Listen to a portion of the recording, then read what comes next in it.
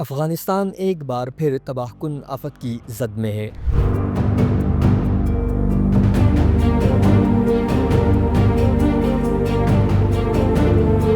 مشرقی صوبوں کنڑ اور ننگرہار میں آنے والے 6 شدت کے زلزلے نے پورے دیہات مٹا دیے، ہزاروں گھروں کو زمیں بوس کر دیا اور اب تک 1400 سے زائد جانیں لے لی ہیں۔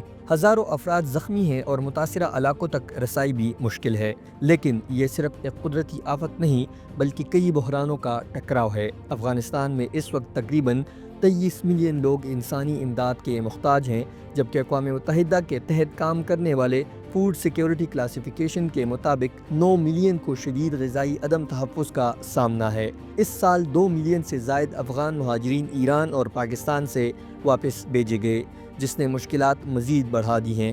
سب سے زیادہ بوجھ بچوں پر پڑ رہا ہے۔ ایسی صورتحال میں فوری اور بڑے پیمانے پر امداد ضروری ہے۔ بچوں کو طبی سہولتیں، صاف پانی، پناہ گاہ اور نفسیاتی مدد چاہیے، لیکن امداد میں کٹوتیوں نے صورتحال کو اور سنگین بنا دیا ہے۔ فنڈز کی کمی سے افغانستان میں درجنوں طبی مراکز بند ہو چکے ہیں اور جو کھلے ہیں وہ بھی ضرورت سے زیادہ دباؤ میں ہیں۔ سیو دی چلڈرن جیسی تنظیموں کے کئی پروگرام متاثر ہوئے ہیں۔ صرف افغانستان میں 14 طبی مراکز کے لیے فنڈنگ ختم ہوئی، جس سے 13,000 بچوں کا علاج خطرے میں پڑ گیا۔ پہلے ہی لاکھوں لوگ صحت کی سہولتوں سے محروم تھے اور اب زلزلے نے بحران کو کئی گنا بڑھا دیا ہے۔ یہ ایک بحران کے اندر بحران ہے۔ اگر عالمی برادری نے فوری اور پائیدار امداد نہ دی تو لاکھوں افغان بچے بھوک، بیماری اور محرومی کے مزید خطرات میں دھکیل دیے جائیں گے۔